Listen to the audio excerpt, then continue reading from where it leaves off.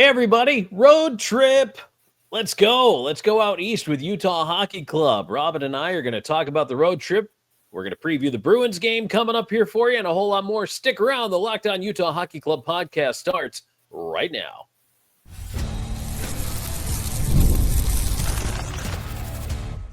You are Locked On Utah Hockey Club, your daily podcast on the Utah Hockey Club, part of the Locked On Podcast Network, your team every day. Hey, everybody. Thanks for making us your first listen each and every single day when it comes to the Utah Hockey Club. Robin and I are so happy you're here. I'm Tom Callahan, former NHL voice, NHL Network, ESPN Radio, blah, blah, blah. Robin Leaño has been covering this team for longer than there has actually been a team in Utah by several years. And between the two of us, we come up with some interesting opinions, a little bit of snark, and some dad jokes. So I hope you enjoy the show. All right. So, Robin, before we dive into this whole road trip, so an Eastern road trip coming up and starting with the Bruins, that is actually something I'm kind of looking forward to. And I'm going to tell you why, because I think it could be good. But the show's brought to you in part by FanDuel. You can start the season with a big return on FanDuel. New customers can place a $5 bet, and you'll get started with $150 in bonus bets if you win your first $5 bet. Visit FanDuel.com to get started.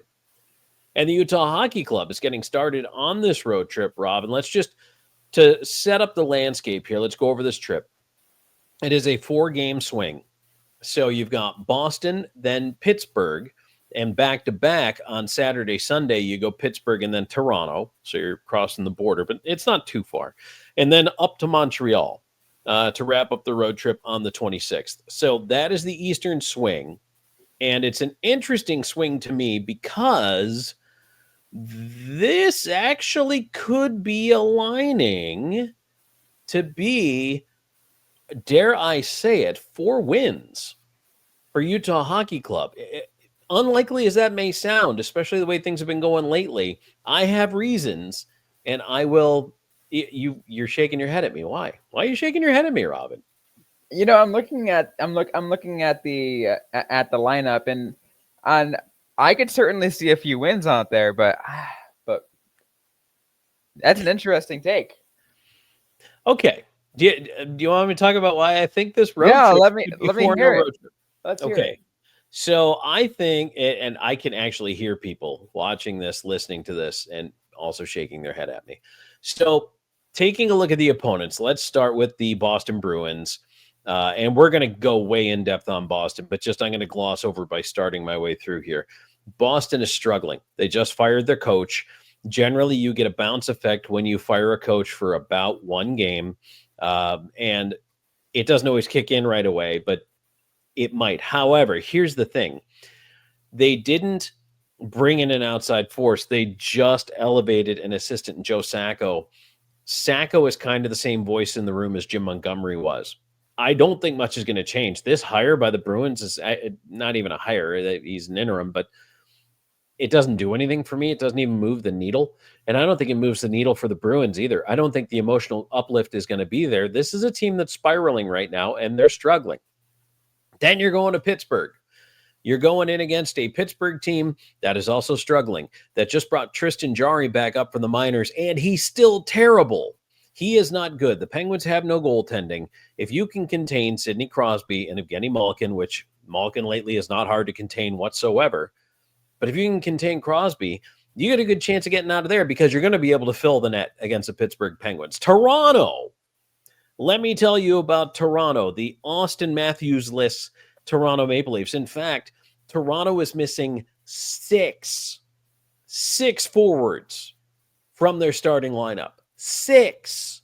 That is ridiculous. Now, Mitch Marner is picking up the load here, and he's doing pretty well. But 6 forwards out for Toronto, that leaves them ripe for the picking. So I think that also leaves you with a shot to beat Toronto. And then Montreal's struggling this year. They might actually be the toughest opponent on this trip, believe it or not. Playing at home in Quebec, tough rink to go into and win. Montreal's not a great team this year. They're kind of mid-outside pack.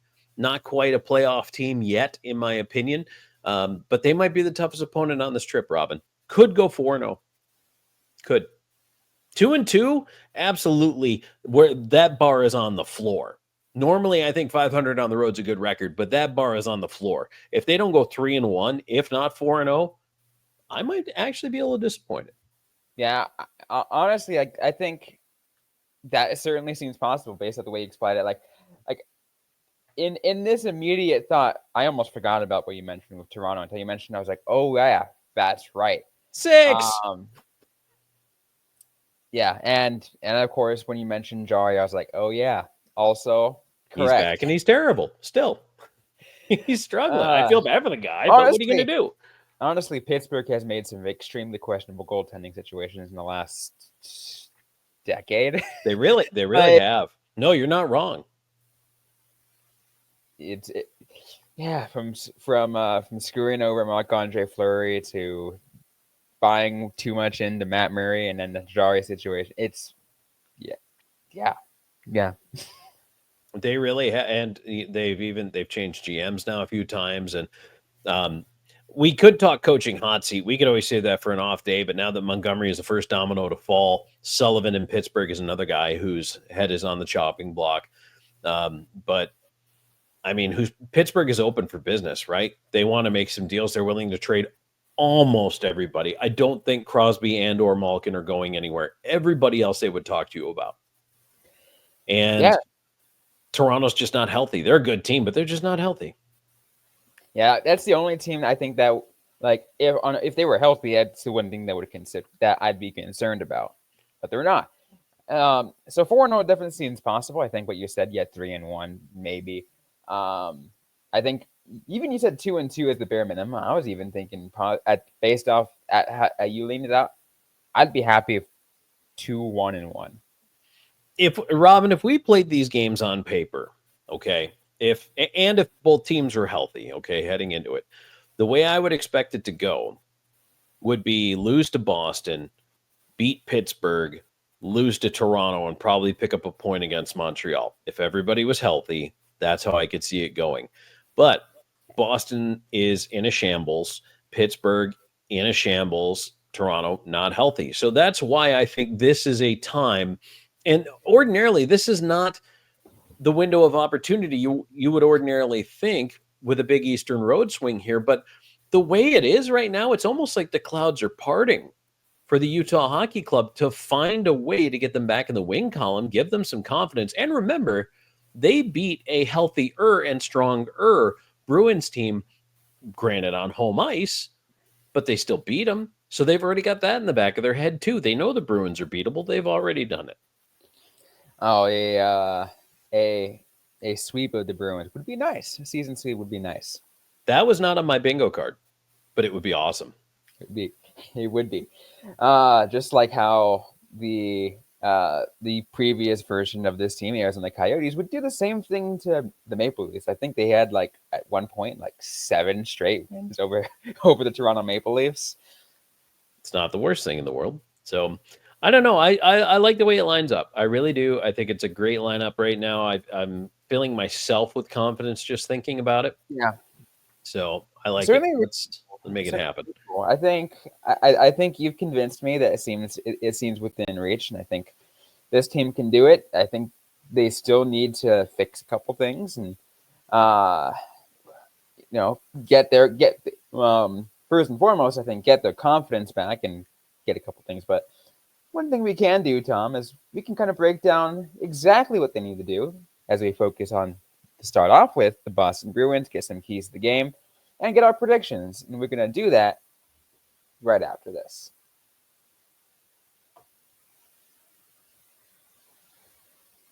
And today's show is brought to you in part by FanDuel. Get ready to tackle the NFL action with FanDuel, America's #1 sportsbook. Because right now, new customers can bet $5 and get $150 in bonus bets if you win. The FanDuel Sportsbook app gives you everything you need to place live bets on the NFL all in one place. So when you get a hunch in the middle of the game, you can check out the latest stats, view live play-by-play, and so much more on the same page where you place your bets. Just visit FanDuel.com to join today. You'll get started with $150 in bonus bets if you win your first $5 bet.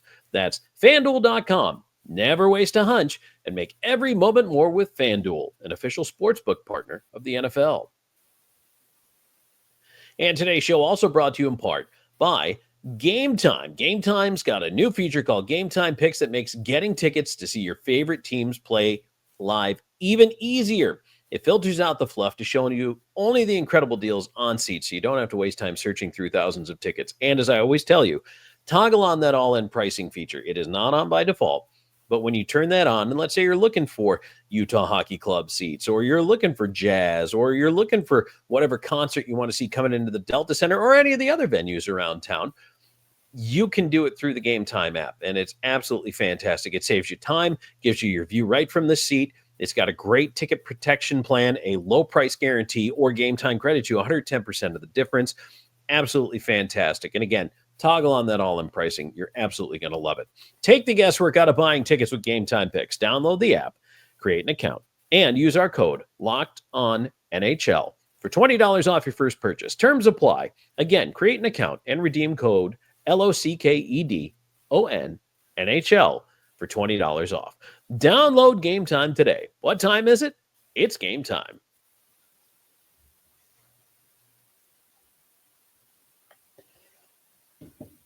All right, Tom. So let's get into some more focus, because tonight the Utah Hockey Club is up against the Boston Bruins.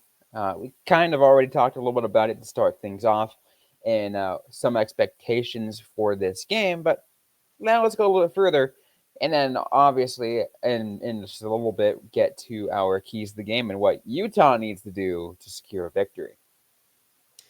So, Robin, I like to talk about defense. I like to talk about goaltending.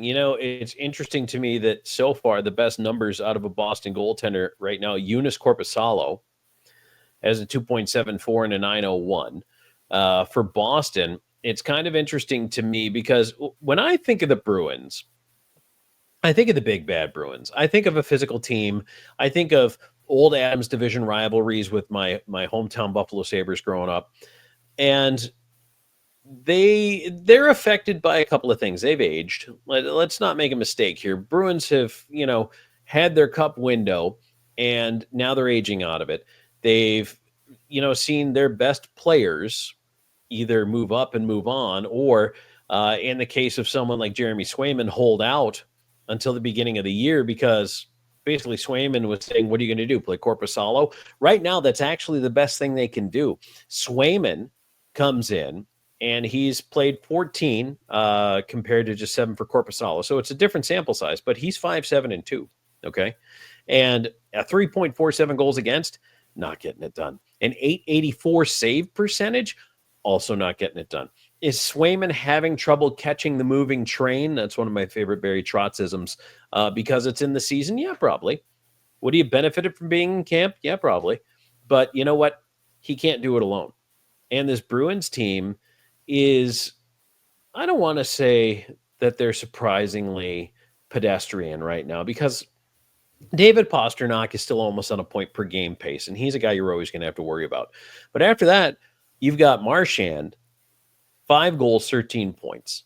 And then it just drops off. Nobody else. You got a couple guys with 4 goals, but Charlie Coyle's one of them. Brazo, Koepke has 4 goals, and actually those are the only guys with 4 goals. So the Bruins are not scoring. They're not keeping the puck out of their net. They're just not finding ways to take advantage of special teams matchups. This is a team that right now, Robin, is not doing anything particularly well. So I think they are ripe for the pick. And again, you bring in a new coach, that's great. You got rid of Jim Montgomery, fine, but they didn't go outside and try to change the culture or change the mood or whatever. They just promoted from within, which generally means kind of more of the same. Yeah. So I don't think this is the kick in the pants the Bruins need. No, you're right. And I feel like that's, that could spell a really good opportunity for the Utah Hockey Club is, they need to get back on the right track, right? Because this Utah team, they're just fresh. They're still just fresh off that really bad loss to the Washington Capitals. So what better way than just try to pick up a win against a team like Boston, who's may have lost their identity a little bit. Well, I definitely think they have. I mean, I look at Boston, and the general manager Don Sweeney for the Bruins kind of in the press conference called out the players, and you've already heard me say this a bunch of times just in the couple of months I've been on this podcast. You can't fire the players, so you fire the coach. Mm-hmm. Montgomery gets the axe because his players aren't performing. Now, is his message ringing hollow? Do they need a new voice? Yeah, maybe. But I don't think that's the problem with the Bruins. I think the problem is the old players are getting old, and the younger guys, with the exception of Pasta, are underachieving. And I think that all combines. Now, you can blame the coach for that, right? You could try to just shake things up, system switch, whatever. But Sweeney gets up to the podium, hints that bigger changes are coming. Look, Bruins, you put yourself in this hole. You mortgaged it for a cup, okay? And that was your roll of the dice. You decided we're going to try to win a cup or two or three, and you used your window, and you used it well. Boston has had a very successful run, but now we're starting to see the end of that. They're coming back down to earth. I just don't think me or anybody else expected it to happen quite so spectacularly and as early in the season as it is. That's what's more shocking, and I think that's why right now Don Sweeney doesn't have a ton of answers. But Robin, how many teams around us in the NHL are kind of shockingly bad? The Avs are picking it up, but Nashville is shockingly bad. The Bruins are shockingly bad. There's teams I think that really we thought would be better and have not shown themselves to be better. So I think we might start to see some panic if by the next couple of weeks teams don't show signs of rounding into shape. Yeah, it's really interesting because, usually you have the expected good teams in the NHL. For the most part, they're pretty good. But it just shows you how dumb hockey can be when things get flipped on its side in a matter of. It's only been like a month and a half this season's going on for. So yeah, but Robin, here's my thing: the season's not lost for Boston. Okay, they're 8-9-3, and they are on the playoff cut line. It's early. 20 games and you're still swimming right there at the wild card is fine if you turn it around. But how can you tell me in the division right now for Boston, you got Florida, Toronto, Tampa, Washington, Carolina, New Jersey. Those are the teams that are in, and then Rangers, Islanders are the wild cards. But now behind you, you've got Flyers who are figuring out who they are. The Penguins are scrapping, but they're under 500. Senators, Sabres, Red Wings, all those teams that we talk about, the Blue Jackets are falling back down to earth. I don't know, Robin. I am actually starting to question if we're not going to see some early trades, some early moves. And you know who benefited from all that last time everybody hit the panic button? Utah Hockey Club. I kind of wonder if we might not see some moves that involve Utah Hockey Club, and this is where I was going with all this, that might not involve Utah Hockey Club here in the very near future. And it might not be to their benefit because some teams might be freaking out a little bit. It might be freaking out a little bit prematurely. What do you think? Very, very well, possibly. I've said this multiple times, and I'm going to say it again. I just got to put my faith into Bill Armstrong, and that he knows how to keep. Bill Armstrong has been able to stay cool, calm, and collected for the most part, even during some of these bad times. Doesn't jump the gun and make insane moves that a team like Utah shouldn't be making. And there are teams, specifically cap spendy teams, who went cap spendy in the summer and probably are all of a sudden feeling like they bought very expensive boat anchors. So, that's a horrible feeling. And it's real early to gauge a lot of these deals. But if you are looking around and wanting to point fingers at why you suddenly got bad, isn't it easier to point fingers at the new guys? I don't know. I feel like if Utah stays patient here, and look, they've got injuries, they've got some problems. They do have some valuable pieces. They're going to be a seller at the deadline, and they will capitalize on that. And just trying to improve. And you know what? There's growing pains. It's frustrating night in, night out. But here's the other thing too, Robin. If you go out on this road trip and you come back with a 4-0 or 3-1, man, everybody on your team's worth so much more. All those guys are so much more valuable. And it works that way. And when GMs go out east and they sit down face to face with the other GMs they only see once or twice a year, sometimes things happen. Part of me ended up just thinking about with this, and I'm going to again use the same term I used just on yesterday's episode, squad, with this squad, how the last couple of years, Nick Bjugstad has always been traded, but to always find his way back to the squad come the offseason. He's like, yeah, I'm gone. It's like, oh, guess what? I'm back. And right now, he's the heartbeat of this team. You know, him coming back from injury was probably the best thing that's happened to them. He's been the guy I've noticed who's most involved, getting to the front of the net, making things happen. He's finding success right now, getting some goals along the way. Honestly, he's probably the biggest impact player. I'd find it so funny if Utah does it again. You trade him away and then come off season, it's like, hey, come sign with us again. It's like at this point, though, don't you think the other GMs would be like, man, we better know this guy's a rental.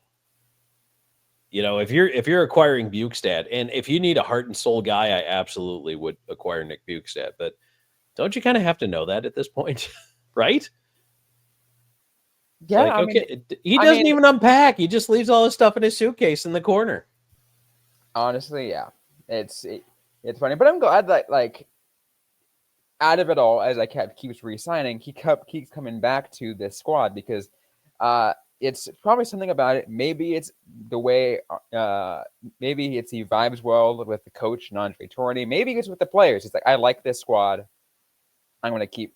So, like, I'll come back. Like, yeah, sure. Then they traded me away, but no hard feelings. That's business. I'm going to come back and play with them again. You're making me think they should have named themselves the Utah Hockey Squad. That would have been fun. That would be that. Yeah. Here comes the squad, and then we could have squad goals. That definitely would have been the podcast name, except for the whole lockdown thing. Genius. Yeah, squad goals. I think that's taken already, though. I think someone's already come up with that. Probably, yeah. Anyways, though, what we're gonna do is we're gonna get to some more predictions for this game.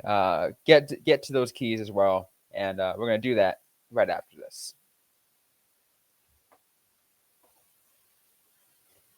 And today's episode is brought to you by Prize Picks. Prize Picks is the best place to get real money sports action. With over 10 million members and billions of dollars in award winnings, Prize Picks has made daily fantasy sports accessible to all. You just pick more or less on at least 2 players for a shot to win up to 100 times your cash. Run your game all season long on Prize Picks. Prize Picks is the best way to get in action in all the sports in over 30 states, including California, Florida, Georgia, Texas, and of course, that's even includes Utah. Sign up today and get $50 instantly when you play $5. You don't even need to win to receive the $50 bonus. It's guaranteed. PrizePicks also offers weekly promotions that can lead to big payouts like Taco Tuesday, where each Tuesday PrizePicks discounts select player projections up to 25% to provide even more value to your lineup. Go ahead and check it out today. Download the app today, and use the code LOCKEDONNHL and receive $50 after you play your first $5 lineup. Once again, that is the code LOCKEDONNHL and for $50 instantly after you play your first $5 lineup. Prize Picks. Run your game.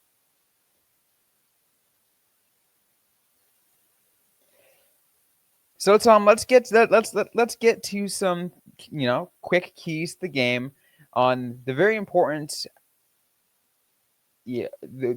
keys of what Utah needs to do to recover from the loss that was to the Washington Capitals to a win tonight at the Boston Bruins.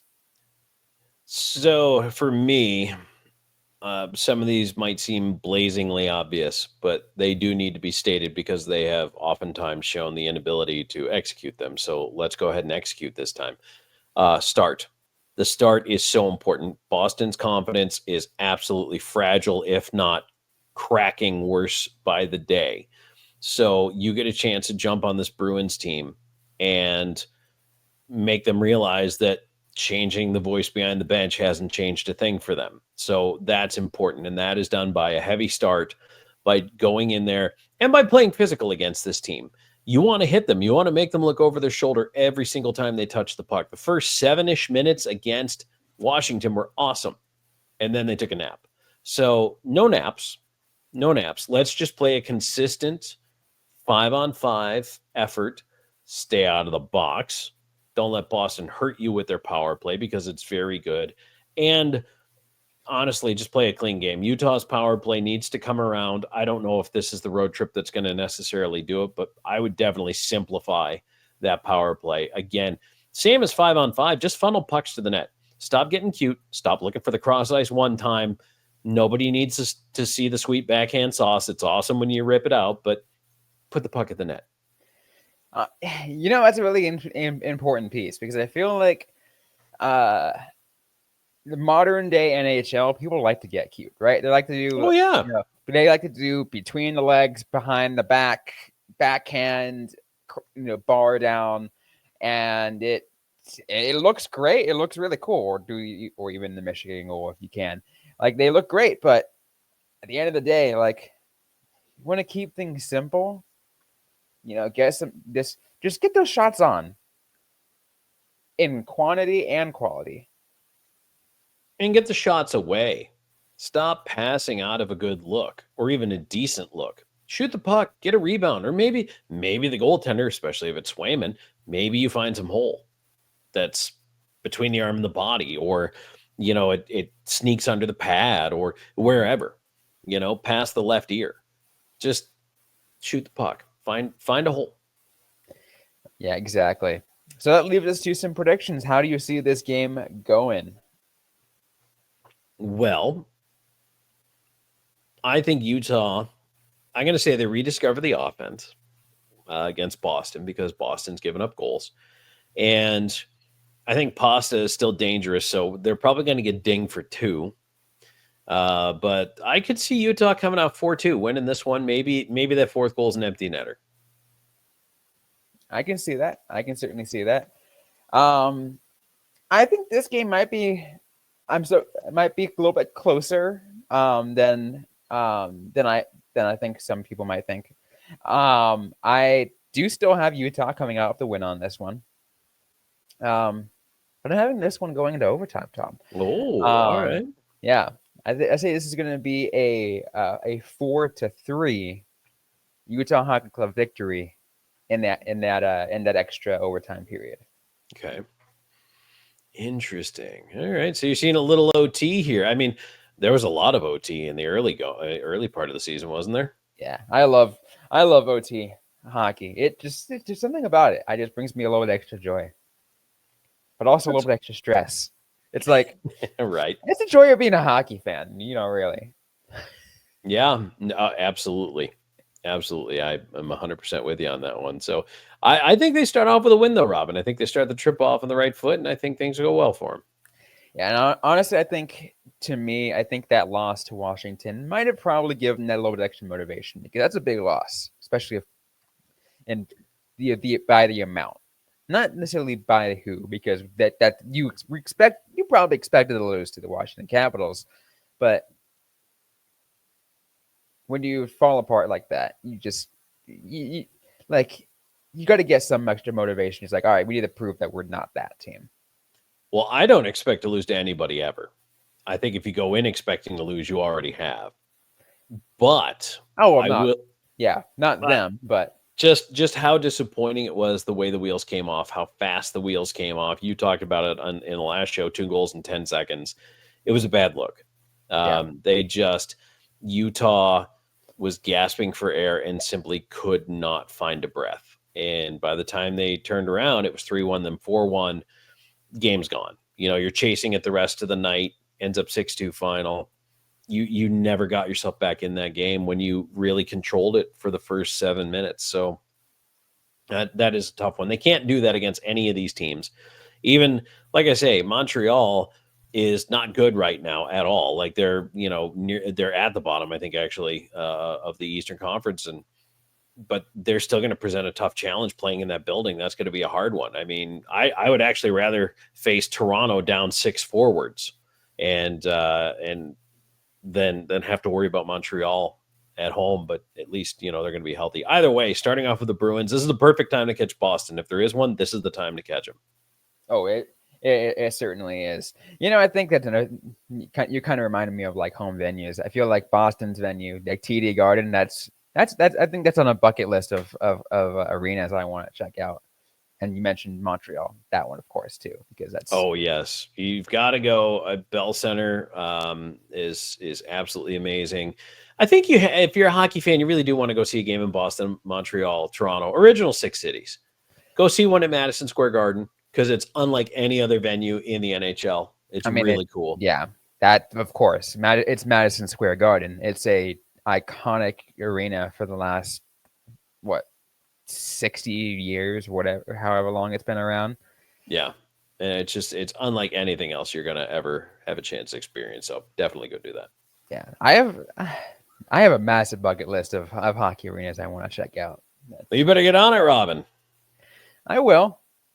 Once, I don't know. I'll get it. Hit the lotto. Yeah. And do it all in one season. That'd be great. That'd be crazy. If you do that, I will follow your blog every step of the way. That'd be fantastic. Even better, it would be even cooler as media if I can hit him, so I get a view from the press box, and B, from backstage, where a lot of people really don't get access to. Yes, that would be awesome. Because seeing the locker room areas and seeing all that, like not everyone gets that opportunity. No, absolutely not. Absolutely not. So, and this would be a good road trip to go on. You're seeing a couple of original 6, actually 3 of the original 6 you're going to catch here. So I like it. I think it's a good time to go on the road. And, just Utah probably needs to get away from home a little bit. And so I think this will be a good one before they come back home on the 29th against the Oilers. So good timing, I think, all the way around for this road trip. Certainly. Any final thought before we close things off? Nope. I think that was it. I'm excited about the timing of this, and I really feel like it's a chance for Utah to just kind of bring everything in and be, mindful and present and take it one game at a time. Perfect. Well, on that note, that's going to be it for this episode of the Locked On Utah Hockey Club podcast.